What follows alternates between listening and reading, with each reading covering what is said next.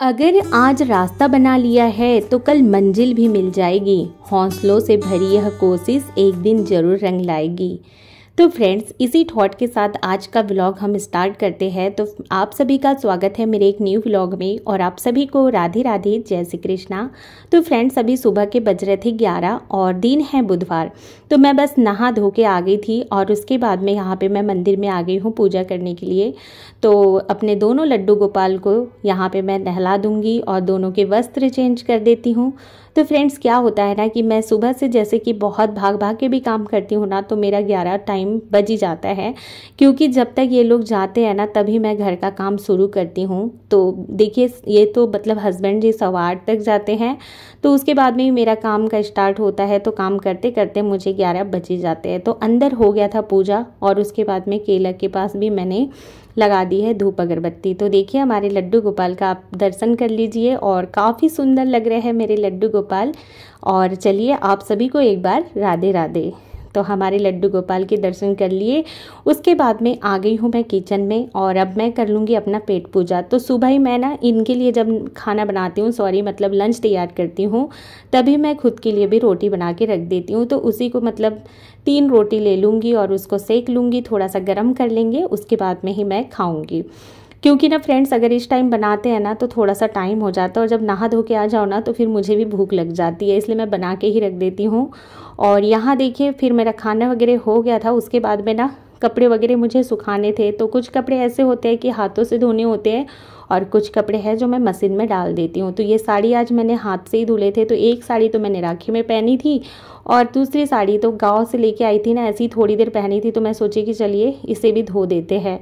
तो यहाँ पे धो के मैंने डाल दी और आज वीआईपी को भी धुल दिए थे। आज का मौसम काफ़ी साफ था और धूप वाला भी था। तो मैं सोची कि चलिए, इतने दिनों से वीआईपी को धुली नहीं थी फ्रेंड्स, मौसम ख़राब होने की वजह से, बारिश की वजह से, तो आज मैंने धो के ही डाल दी हूँ। तो फ्रेंड्स, ये होता है ना कि बारिश के मौसम में ना बड़ा सोच समझ के कोई एक्स्ट्रा चीज़ धोना होता है।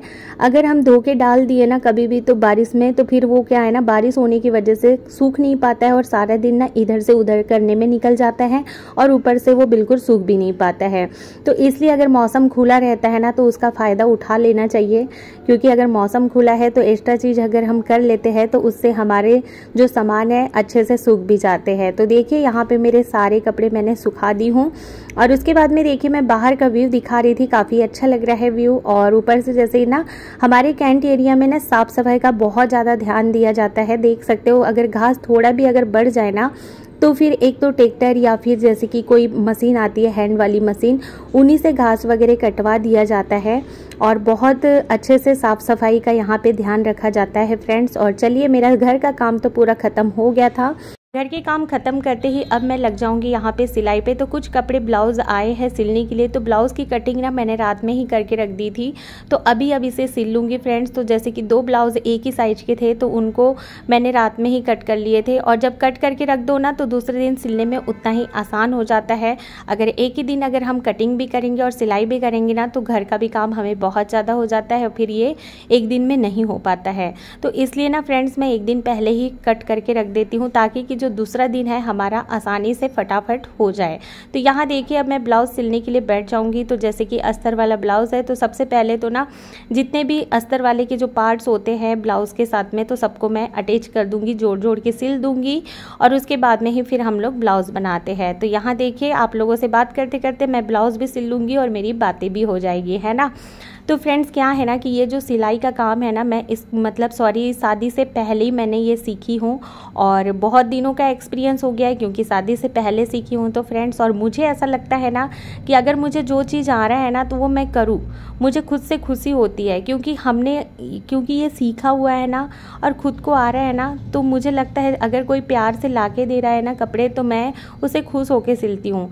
अब ये है फ्रेंड्स कि किसी के घर में मैं ज़बरदस्ती तो नहीं जाऊँगी कि मुझे कपड़े दे दो, पर हाँ, कोई देता है ना तो उसे मुझे अच्छा लगता है करने में। एक बार राधे राधे। तो अभी पता है टाइम हो गए 1:55 और यहाँ पे मेरा कुछ ही कपड़े मतलब सिल के हुए हैं, पूरे टोटल अभी सिल के नहीं हुए हैं। तो अब बच्चों का टाइम हो गया है, तो सबसे पहले मुझे उनके लिए रोटी बनानी पड़ेगी, उसके बाद ही यहाँ सिलने बैठूंगी मैं। तो पहले तो बच्चों को लेने जाऊंगी और उनके लिए पानी वगैरह भी निकाल के रख देती हूँ और उसके बाद में ना बच्चों को लेके आऊँगी, तभी मैं अपना काम करूँगी। बेटे को यहाँ पे मैंने खाना वगैरह दे दी हूँ और अभी बेटी है तो बस नहा के आ ही रही थी, क्योंकि फ्रेंड्स जैसे स्कूल से आते हैं ना तो बिल्कुल पसीना से भीग जाते हैं और उसके बाद में वो लोग नहाते हैं, उसके बाद में ही खाना वगैरह खाते हैं। और यहाँ पे देखिए छाछ वगैरह निकाल लूँगी फ्रिज से। बच्चों को मैंने खाना दे दिए हैं और उसके बाद में मैंने यहाँ पे छाछ निकाल ली हूँ फ्रिज से। तो अभी मैं छाछ पी लेती हूँ, क्योंकि खाना तो खाऊंगी नहीं, क्योंकि एक ही बार मेरा खाना होता है जो मैं खा चुकी हूँ। तो अब बस छाछ पी लेती हूँ और ये दोनों बच्चे के लिए भी रख देती हूँ बाहर निकाल के।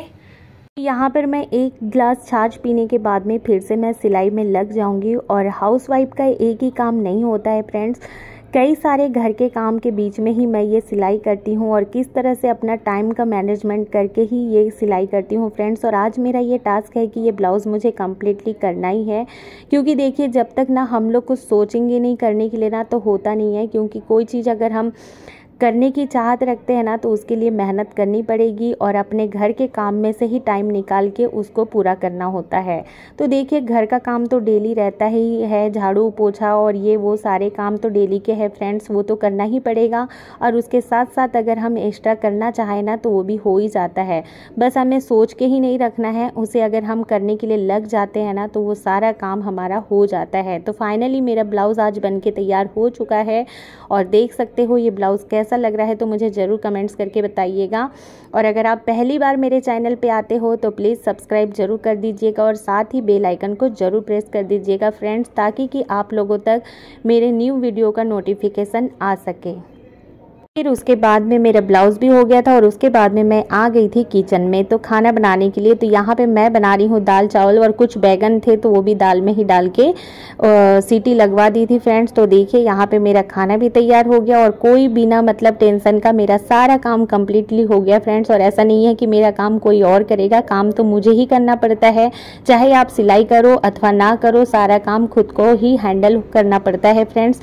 तो इसी तरह से होता है फ्रेंड्स कि अगर हम कोई काम करना चाहते हैं ना तो वो भी हो जाता है और घर का काम भी बहुत आसानी से हो जाता है। तो यहाँ देखिए टाइम पे मेरा खाना भी बन चुका है और मेरा जो शाम का जितना भी काम था फ्रेंड्स वो भी मेरा बहुत अच्छे से हो गया है फ्रेंड्स। तो देखिए यहाँ पे दाल चावल बन के तैयार हो गया है। तो भाई आप लोगों को वीडियो कैसा लगा तो ज़रूर मुझे कमेंट्स करके बताइएगा। तो इस तरह से आज का जो मेरा रूटीन है कि घर के कई सारे काम के बीच में मैं अपने सिलाई के लिए कैसे टाइम निकालती हूँ और कैसे अपने काम को करती हूँ फ्रेंड्स। तो कैसा लगा ज़रूर बताइएगा। मिलते हैं एक नए व्लॉग में।